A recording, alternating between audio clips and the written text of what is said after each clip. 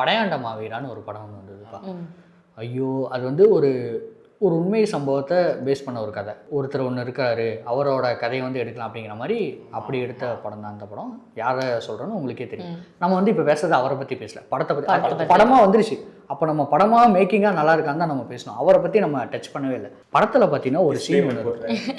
அப்புறம் அவர் பெரிய ஆள் இது இல்லை, கரெக்டு தான். இருந்தாலும் அதை பற்றி நம்ம படம் பண்ண வேணாம். ஓகே, படத்தை நான் அடிக்கிறேன்.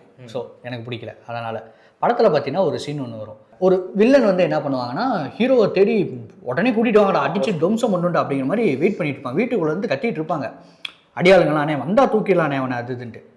இப்போ ஹீரோ வீட்டுக்குள்ளே வராரு, வில்லன் என்ன பண்ணிட்டு இருந்தான், இப்போ கோவமாக கத்திட்டு இருந்தான். அப்போ ஹீரோவே வந்து மாற்றானா என்ன பண்ணும்? இவன் என்ன நினச்சிட்டு இருந்தாலும் அதை பண்ணணும். அடிச்சு போடுறதாகட்டும், அந்த கோவத்தை காட்டதாக இருக்கட்டும், உடனே பண்ணும். உடனே மாறுறானுங்க, பயப்படுறானுங்க. ஒரு மாதிரி டே அப்படியேண்டா இவ்வளோ நேரம் கத்திட்டு இருந்த அப்படிங்கிற மாதிரி ஒரு மாதிரி அவ்வளோ ஆக்ரோஷமாக பேசவும். சரி ஓகேடா. ஆக்சுவலாக ஹீரோ வரப்போ நமக்கு பயமாக இருக்குது. ஐயோ இவன் இவ்வளோ கோவமாக இருக்கான், 15 பேர் இருக்கான், இவன் தனியாராக வராரு, என்ன பண்ண போகிறாங்க அப்படின்ட்டு பார்த்தா இவன் வந்ததும் பயப்படுறாங்க. எதுக்குடா இப்போ இவ்வளோ காட்டிட்டு இருந்தீங்க, எதுக்குடா இவ்வளோ நேரம் பதறிட்டு இருந்தீங்க அப்படிங்கிற மாதிரி இருந்தது. இன்னும் இருக்குது அதே சீனில், இன்னும் அடுத்தடுத்து இருக்குது. ஓகே, ஆரம்பத்தில் லைட்டாக பேனிக் ஆகிட்டேன். ஓகே, கொஞ்சம் நேரம் கான்வர்சேஷன் போகுது, ஒரு மாதிரி மாசா அது இதுன்னு நினச்சி ஒரு விஷயம் பண்ணுறாங்க. அடுத்து ஹீரோ என்ன பண்ணுறாருன்னா, ஓகே என்னை கொல்றது தானே உங்கள் பிளானு, நான் என்ன பண்ணுறேன், இங்கேயே பாயை போட்டு படுக்கிறேன், நைட்டு ஃபுல்லாக நான் இங்கே தான் இருப்பேன், என்னை கொல்றதுனா கொண்டுக்கங்க அப்படின்ட்டு பாயை போட்டு படுக்கிறாரு. பண்ணிருக்கலாம், அதையும் பண்ணல. இவங்க பார்த்து